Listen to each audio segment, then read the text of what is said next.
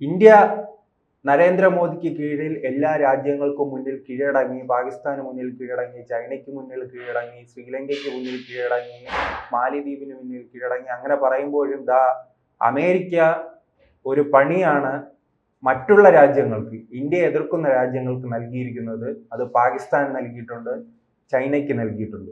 പാകിസ്ഥാന്റെയും ചൈനയുടെ ഭാഗമായിരിക്കുന്ന പ്രദേശങ്ങളെ കൂടി ഇന്ത്യയുടെ ഭാഗമായി ചേർത്ത് ഭൂപടം അങ്ങ് ഇറക്കിയിരിക്കുകയാണ്. ഇതെല്ലാം രാഹുൽ ഗാന്ധി കാണുന്നുണ്ടോ? അല്ല, ഇതെല്ലാം രാഹുൽ ഗാന്ധി വിദേശ രാജ്യങ്ങൾക്ക് പോയി പ്രസംഗിച്ചതിനുള്ള തിരിച്ചടിയാണ്. ഇപ്പം കാനഡ രാജ്യത്ത് പോയിട്ട് രാഹുൽ പറഞ്ഞ എന്താണ്? പാക് ഓക്കുപ്പൈഡ് കാശ്മീർ ഇന്ത്യയുടെ ഭാഗമല്ല എന്നാണ്. അതിനുള്ള തിരിച്ചടിയാണ് ഡൊണാൾഡ് ട്രംപ് ഇപ്പോൾ ഭൂപടം ഇറക്കിയിരിക്കുന്നത്. ആസിയൻ മേഖല, ആ ആസിയൻ മേഖലയിൽ പണ്ട് കാശ്മീരിൻ്റെ തലയില്ല. അത് അവരെ കുറ്റം പറഞ്ഞിട്ട് കാര്യമില്ല. കേരളത്തിലെ ET മുഹമ്മദ് ബഷീർ മുഖ്യമന്ത്രിയായിരിക്കുമ്പോൾ ഇവിടുത്തെ ചരിത്ര വിദ്യാർത്ഥികൾ പഠിച്ചിരുന്നത് കാശ്മീരില്ലാത്തൊരു ഇതാണ് ഇവിടുത്തെ ചരിത്ര വിദ്യാർത്ഥികൾ പഠിച്ചിരുന്നത്. അപ്പോൾ അത്തരത്തിൽ ഒരു പ്രവർത്തനം കേരളത്തിൽ നടത്തിയത് ഇവിടുത്തെ ഇസ്ലാമിസ്റ്റുകളെ, വിദേശ തീവ്രവാദികളെയും പ്രീതിപ്പെടുത്താൻ വേണ്ടിയാണ്. പക്ഷേ അതിനെല്ലാം ഉപരി ലോകചരിത്രം പഠിക്കുന്ന വിദ്യാർത്ഥികൾക്ക് ലോകാരാധ്യനായ നരേന്ദ്രമോദിയുടെ ആ ഒരു ഇൻസ്ട്രക്ഷൻ കേട്ടുകൊണ്ട് നമ്മുടെ ലോക പോലീസ് എന്ന് പറയുന്ന അമേരിക്കയുടെ പ്രസിഡന്റ് ട്രംപ് ഇതെല്ലാം മാറ്റിമറിച്ചുകൊണ്ട് പുതിയ ഭൂപടം ഇന്ന് ആസിയാൻ മേഖലയെ ഉൾപ്പെടുത്തി അദ്ദേഹം ഇറക്കിയിരിക്കുകയാണ്. വ്യാപാര കരാറിൽ ഇന്ന രാജ്യങ്ങൾ ഉണ്ട് എന്നുള്ളത് ഇപ്പോഴാണ് കറക്റ്റ്. പഴയ ഭാരതം എന്ന് പറയുന്ന ഖണ്ഡാഖാർ ഉൾപ്പെടുന്ന ഭാരതം, അഖണ്ഡ, പണ്ട് ബംഗ്ലാദേശ്, അഫ്ഗാനിസ്ഥാൻ, ബർമ്മ, ഭൂട്ടാൻ, നേപ്പാൾ, എന്തിനേറെ ഈവൻ പാകിസ്ഥാൻ പോലും ഭാരതത്തിൻ്റെ അവിഭാജ്യ ഘടകമാണ്. കാരണം ഇവിടെയും കാശ്മീരുണ്ട്, പാകിസ്ഥാനിലും കാശ്മീരുണ്ട്. ഇവിടെയും പഞ്ചാബ് പ്രവിശ്യയുണ്ട്, പാകിസ്ഥാനിലും പഞ്ചാബ് പ്രവിശ്യയുണ്ട്. അപ്പോൾ ഇതാണ് അഖണ്ഡ ഭാരതമെന്ന സങ്കല്പം. ഈ ഒരു സങ്കല്പമാണ് രാഷ്ട്രീയ സ്വയംസേവക സംഘം പറഞ്ഞുകൊണ്ടിരിക്കുന്ന ഭാരതാംബ, വൈഭവശാലിയായ ഭാരതാംബ. ഇതെല്ലാ രാജ്യങ്ങളും ഒന്നാകണം. അതിനൊരു ഉദാഹരണമാണ് ഇപ്പം നേപ്പാൾ പറഞ്ഞത്. നേപ്പാളിൻ്റെ ജനാധിപത്യം പറയുന്നത് എന്താണ്? ജനങ്ങൾ കൂടുതൽ ആഗ്രഹിക്കുന്നത് എന്താണ്? നേപ്പാൾ എന്ന് പറയുന്ന രാജ്യം ഭാരതത്തിലേക്ക് വരണമെന്നാണ് പറയുന്നത്. ഇപ്പോഴത്തെ പുതിയ ശ്രീലങ്കൻ പ്രസിഡന്റ് പറഞ്ഞ എന്താണ്? ഇപ്പോഴ് ഭക്ഷ്യസാധനങ്ങളും ഡീസലും പെട്രോളും തന്ന് സഹായിക്കുന്നത് നമ്മുടെ ഇന്ത്യയാണ്. അതുകൊണ്ട് അവിടുത്തെ ബഹുഭൂരിപക്ഷം വരുന്ന ജനത ഭാരതത്തിലേക്ക്, ഭാരതവും കൂടി യോജിച്ച് വരണമെന്നാണ് ശ്രീലങ്കൻ ജനത ഇന്ന് പറഞ്ഞുകൊണ്ടിരിക്കുന്നത്. അങ്ങനെ വിട്ടുപോയ പല രാജ്യങ്ങളും ഇന്ന് ഭാരതത്തിൻ്റെ കൂടെ കയറുവാൻ തയ്യാറായിരിക്കുന്നു. അതുകൊണ്ടാണ് ലോക പോലീസിൻ്റെ പ്രസിഡന്റ് ഡൊണാൾഡ് ട്രംപ് ഒരു ആസിയാൻ ഭൂപടം പ്രസിദ്ധീകരിച്ചിരിക്കുന്നത്. ഇത് കാലാകാലങ്ങളിൽ ഇന്ത്യ ഗവൺമെൻറ് പറഞ്ഞതാണ്. ആർട്ടിക്കിൾ 370 ഭരണഘടനയുടെ 370 വകുപ്പ് എടുത്ത് കളയരുതെന്ന് പറഞ്ഞതിനെതിരെ രാഹുൽ ഗാന്ധി കനേഡിയൻ സർവകലാശാലയിൽ പോയി പ്രസംഗിച്ചു, ഇറ്റാലിയൻ സർവകലാശാലയിൽ പോയി പ്രസംഗിച്ചു.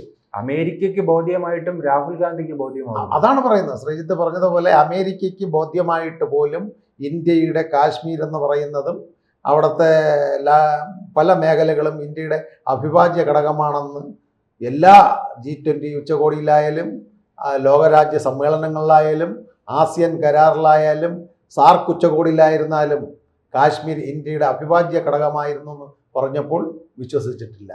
നരേന്ദ്രമോദിയും വിദേശകാര്യമന്ത്രി ജയശങ്കറും വിദേശകാര്യ സെക്രട്ടറി പറഞ്ഞാൽ. പക്ഷേ ഈ കോൺഗ്രസിൻ്റെ പ്രതിപക്ഷ നേതാവ് വിദേശ രാജ്യങ്ങളിൽ ചെന്ന് പറയുന്നു ഇതെല്ലാം അവർക്ക് തിരിച്ചു കൊടുത്താൽ കുഴപ്പമെന്ന് തോന്നുന്നു. അതിനൊരടിയാണ് ഇന്ന് ട്രംപ് പുറത്തുവിട്ടിരിക്കുന്ന ഭൂപടം.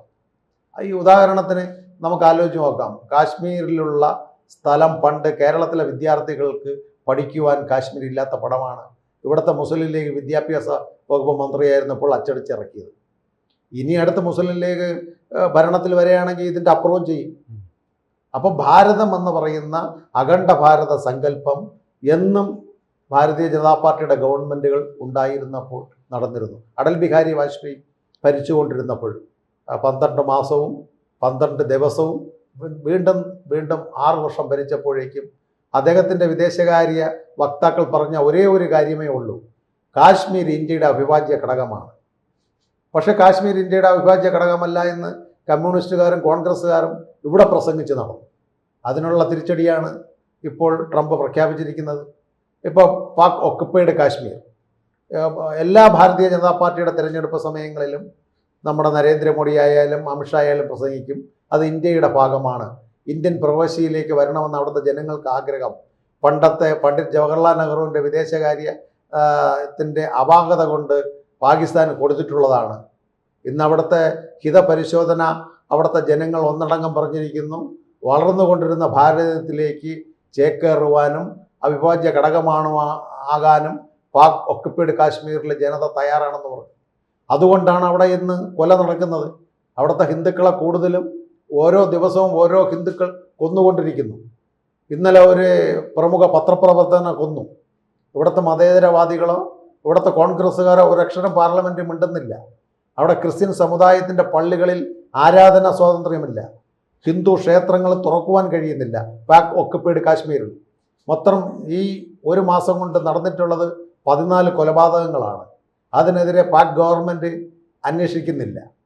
അപ്പോൾ ഇപ്പോൾ അമേരിക്ക വ്യാപാര ചുങ്കം പിൻവലിച്ചുകൊണ്ട് 18% ചുങ്കം ഭാരതത്തിന് ഏറ്റവും കുറഞ്ഞ ലോകത്തിൽ ചുങ്കം കൊടുത്തുകൊണ്ട് വ്യാപാര കരാറിൽ ഏർപ്പെടുത്തിയപ്പോൾ നാണക്കേടാണ്. പണ്ട് ചുങ്കം ഏർപ്പെടുത്തിയപ്പോൾ രാഹുൽ പറഞ്ഞ എന്താ, മോഡിക്ക് കിട്ടിയ തിരിച്ചടിയാണ്. നേരത്തെ ശ്രീജിത്ത് പറഞ്ഞതുപോലെ ആക്ഷേപമായിരുന്നു പാർലമെൻറ്റിൽ, പ്രസംഗങ്ങളിൽ. അളിയനുമായിരുന്നല്ലോ നരേന്ദ്രമോദിയും ട്രംപും. ഇപ്പോൾ ചുങ്കം 50% ചുമത്തിയപ്പോൾ ഇവിടുത്തെ BJP-ക്കാരും പ്രധാനമന്ത്രി എവിടെ പോയി ഒളിച്ചു എന്ന്. ഇപ്പോൾ എന്താ അവർ മിണ്ടാത്തത്?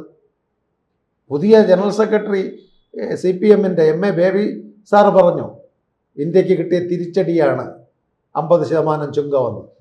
ഇന്നിപ്പോൾ ലോകത്തിലെ കുറച്ചപ്പോഴും തിരിച്ചടി. അത് കമ്മ്യൂണിസ്റ്റുകാർക്ക് എപ്പോഴും അങ്ങനെയാണല്ലോ, കത്താൻ കുറച്ച് താമസിക്കും. അവർക്ക് പ്രത്യേക കോടതിയുണ്ട്. ഒരു സ്ത്രീ വിഷയം വന്നാൽ അവരുടെ കോടതി അന്വേഷിക്കും. അതാണ് അവിടുത്തെ ഇന്ത്യൻ കോടതി, അവർക്ക് വിശ്വാസമില്ല. ഇപ്പോൾ 1 കോടി രൂപയുടെ പിരിവ് നടത്തി, അത് പാർട്ടി ചാനലുകളല്ല പറയേണ്ടത്, പാർട്ടി അതൊരു അന്വേഷണ കമ്മീഷൻ വയ്ക്കും.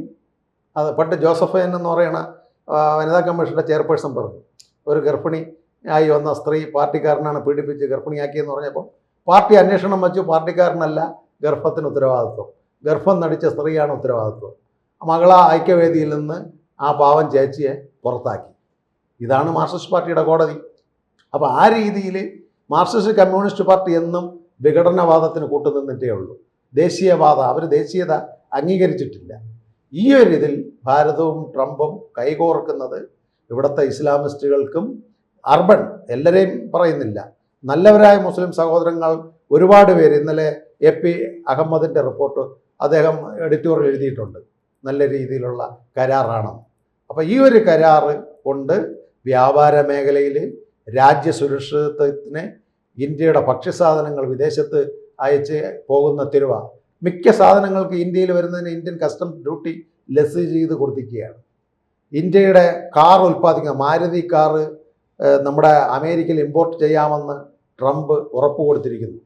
ആഭ്യന്തര മേഖലകളിൽ ബ്രഹ്മോസ് പോലുള്ള മിസൈലുകൾ ട്രംപ് ഇറക്കുമതി ചെയ്യുവാൻ അവിടുത്തെ അമേരിക്കൻ കസ്റ്റംസ് ഡ്യൂട്ടി എക്സംഷൻ കൊടുത്തിരിക്കുന്നു. അമേരിക്കയിൽ നിന്നുള്ള IC ഡയോഡ്സ്, കപ്പാസിറ്റർ പോലെ കാര്യങ്ങൾ ഇന്ത്യയിൽ ഇമ്പോർട്ട് ചെയ്യുവാൻ വേണ്ടി ഈ ബഡ്ജറ്റിൽ നിർമ്മല മാം 2% CVD കൗണ്ടർ വയലിൻ ഡ്യൂട്ടി കുറച്ചു കൊടുത്തിരിക്കുന്നു. ഇനി ഇന്ത്യ ലോകത്തെ ആഗോള വിപണിയായി, കാറായാലും വിമാനമായാലും ട്രെയിൻ എഞ്ചിനുകളായാലും ആഗോള വിപണി ഭാരതമായി മാറും. അതിൻ്റെ ഒരു ഉദാഹരണമാണ് 4% ജപ്പാനെ പിന്തള്ളിക്കൊണ്ട് ഇന്ത്യ എത്തിയിരിക്കുന്നത്. അപ്പോൾ അമേരിക്കയുമായിട്ടൊരു ചങ്ങാത്തവും തിരുവയിൽ വന്നിട്ടുണ്ടെങ്കിൽ ഇവിടുത്തെ ഡീസൽ, ക്രൂഡ് ഓയിൽ ഇറക്കുമതിക്ക് വൻ ഇടിവ് നേരിട്ടുകൊണ്ടിരിക്കുന്നത് ഇനി മാറും. മൂല്യങ്ങൾ ബഡ്ജറ്റ് സമയത്ത് നമ്മുടെ ഓഹരി വിപണി കുത്തുകയുണ്ടായിരുന്നു. ട്രംപുമായിട്ട് വ്യാപാര കരാർ വന്നപ്പോൾ സെൻസെക്സ് ഇന്ന് വൻ മാർജിനിലേക്ക് പോകുന്നു.